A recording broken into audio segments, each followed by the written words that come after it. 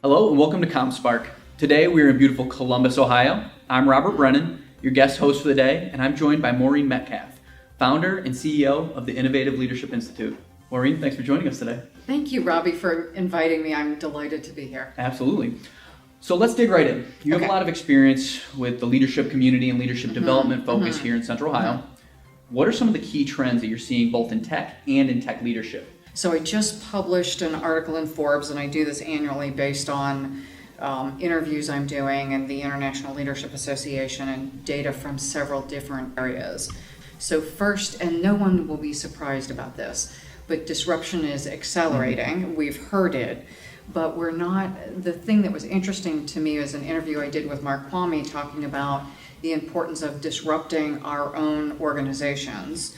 And the World Economic Forum talks about basically the 4-year time horizon, that 50% of jobs will change based on robotic process automation, artificial intelligence. Again, all the buzzwords we've been hearing, but we're now in the 4-year window. Half of jobs will change, and they'll change by about a third.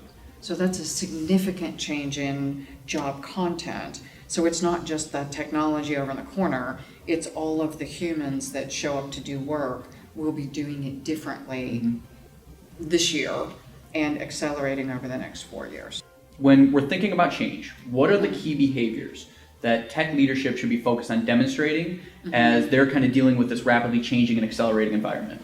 So if we think about adaptive leadership, that I change myself and my environment, and I think that's the biggest takeaway for me, is many leaders are so focused on getting the work done, they're not also changing who they are and what they lead. So I'm assuming we were just talking about the new iPhones. My guess is you don't have a 5-year-old phone.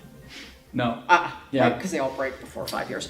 But leaders often demonstrate behaviors that were outdated, right? Because our mindsets haven't changed. What we know about just basic brain science has changed a lot of how we think about leading, but many leaders aren't there because they're too busy doing their work, and they don't build into their thought process that changing how I think about leadership is part of my work. And if I'm not doing that, I'm adversely impacting our ability to change quickly. If you could give some advice to some of our aspiring tech leaders, what would that advice be?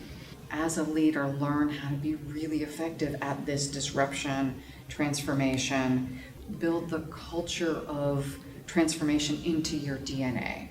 So look at the culture, look at the systems and processes, look at the behaviors, and look at the mindset. And that's no small feat. Getting those aligned is, I think, one of the biggest challenges, but also one of the biggest guarantees of success. So as leaders, are we developing and are we concurrently making those transformations in the organization? That's incredible. That's some really great things. I'm sure our listeners will hopefully be able to digest all that and really take that in and take it to heart.